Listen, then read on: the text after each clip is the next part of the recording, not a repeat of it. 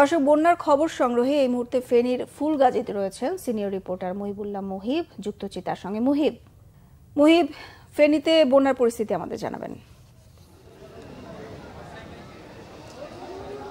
বিপাশা, এই মুহূর্তে আমি রয়েছি ফুলগাজী এলাকায়, অর্থাৎ ফেনীর পার্শ্ববর্তী একটি উপজেলা। এই উপজেলা কিন্তু ইতিমধ্যেই বন্যা দুর্গত এলাকা। এই এলাকায় প্রায় 10 ফুট কোনো কোনো অঞ্চলে পানি উঠেছিল। ইতিমধ্যেই কিছুটা পানি কমতে শুরু করেছে, তবে এই এলাকার মানুষ কিন্তু এখনও বাসা বাড়িতে ফিরতে পারেনি, কারণ বাসায় এখনও পানি রয়েছে। এই এলাকায় কিন্তু কিছু রোগবালাই ইতিমধ্যেই দেখা দিয়েছে, বিশেষ করে বন্যা পরবর্তী যেই মহামারীগুলো শুরু হয় সেই রকম কিছু রোগবালাই।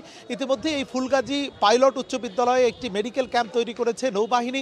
আমরা এই নৌবাহিনীর যে কার্যক্রম সেটি জানবো কমান্ডার আশিকের কাছ থেকে। জনাব আশিক, আপনাদের কি ধরনের কার্যক্রম এখানে চলছে? আসসালামু আলাইকুম। আমরা গত 25 তারিখ প্রথম এই ফুলগাজী উপজেলায় আমরা এসেছি ত্রাণ সরবরাহ করার জন্য। এখানে আসার পর আমরা যেটা দেখেছি যে বিভিন্ন জায়গায় অনেক উঁচু উঁচু পানি আছে, অনেক পরিমাণ পানি আছে, ক্ষেত্র বিশেষে 10 ফিটও পানি পেয়েছি আমরা।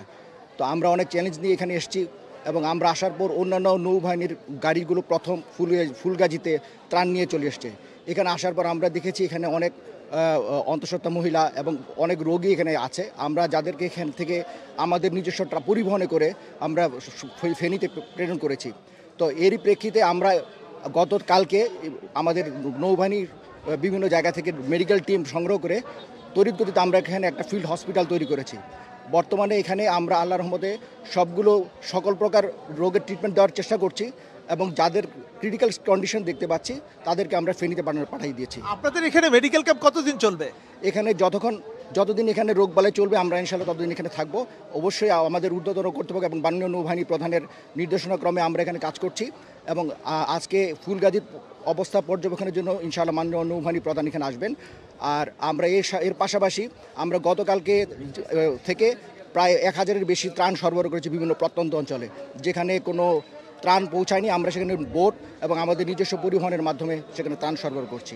অনেক ধন্যবাদ কমান্ডার আশিক। আমরা কথা বলছিলাম নৌবাহিনীর এখানকার যে ক্যাম্প কমান্ডার আশিকের সঙ্গে।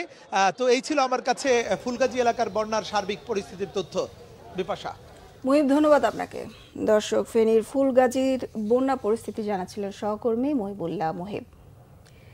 নিষিদ্ধের আদেশ আজ প্রত্যাহারের আশা করছেন জামায়াতে ইসলামী ও ইসলামী ছাত্র শিবিরের আইনজীবীরা। অন্যদিকে আওয়ামী লীগের নিষিদ্ধ দলের নিবন্ধন বাতিলের শুনানির তারিখও আজ। জামায়াতে ইসলামী আইনজীবী মোহাম্মদ শিশির মনির জানিয়েছেন, স্বরাষ্ট্র মন্ত্রণালয়ে জারি করা প্রজ্ঞাপন আজ অথবা অতি দ্রুততম সময়ে প্রত্যাহার করা হতে পারে। নিষেধাজ্ঞা প্রত্যাহারের পরে সুপ্রিম কোর্টের আপিল বিভাগে জামায়াতের নিবন্ধন সংক্রান্ত আপিলটি আবারও শুনানির জন্য আবেদন করা হবে। গত 1 আগস্ট জামায়াতে ইসলামী ও ইসলামী ছাত্র শিবিরকে নিষিদ্ধ ঘোষণা করে শেখ হাসিনা সরকার।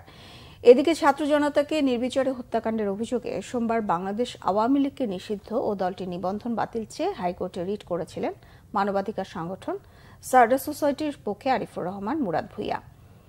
সেটি শুনানির জন্য দিন ধার্য করা হয়েছে। রিটে যেসব প্রতিষ্ঠান শেখ হাসিনার নামে রয়েছে সেগুলোর নামও পরিবর্তন চাওয়া হয়েছে।